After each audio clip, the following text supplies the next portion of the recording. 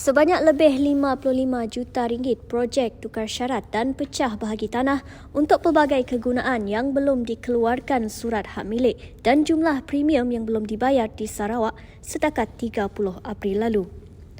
Menurut Timbalan Menteri Perancangan Bandar, Pentadbiran Tanah dan Alam Sekitar, Datuk Len Talif Saleh, 183 projek berkenaan melibatkan 11 daerah di negeri ini dengan Kuching mencatatkan jumlah projek yang tertinggi iaitu 104 projek berjumlah 39.7 juta ringgit.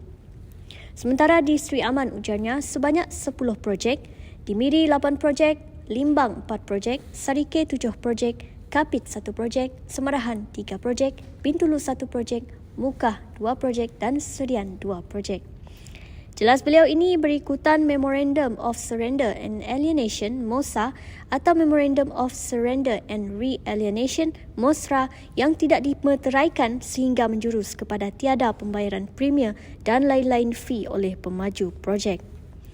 Beliau berkata demikian bagi menjawab soalan adun Bukit Asek Chieng Jin Ek berhubung projek yang belum dikeluarkan surat hak milik di bahagian Sibu dan bahagian lain di Sarawak pada persidangan pertama bagi penggal kedua Dewan Undangan Negeri DUN Sarawak ke-19 pada Selasa. Dalam pada itu mengulas mengenai bahagian Sibu pula, beliau berkata projek tukar syarat dan pecah bahagi tanah untuk pelbagai kegunaan seperti kediaman, komersial dan industri yang belum dikeluarkan surat hak milik di bahagian Sibu setakat 30 April lalu telah mencapai 12 juta ringgit, manakala jumlah fee yang berkaitan adalah RM43,000.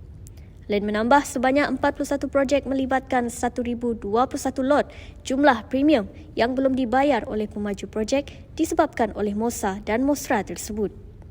Sehubungan itu ujarnya sebelum pengeluaran surat hak milik tanah yang terlibat dengan projek pembangunan seumpama ini, kelulusan Depositing of Survey Plan perlu diperolehi terlebih dahulu selain daripada kelulusan OP dan Road Certificate yang dikeluarkan oleh pihak berkuasa tempatan PBT.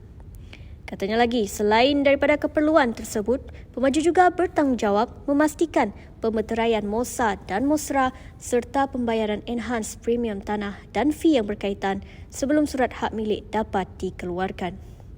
Jelas beliau, ia adalah menjadi kewajipan dan obligasi pemaju projek untuk menyempurnakan komitmen ini bagi memastikan para pembeli lot-lot projek pembangunan mendapat surat hak milik lot masing-masing.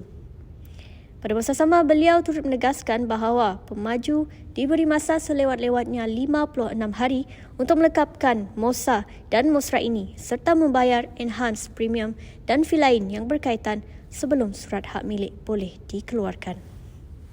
Ikut kami, saya baca e-Akhbar, News Sarawak Tribune dan Suara Sarawak di telefon pintar. Register free app STSS e-Paper now.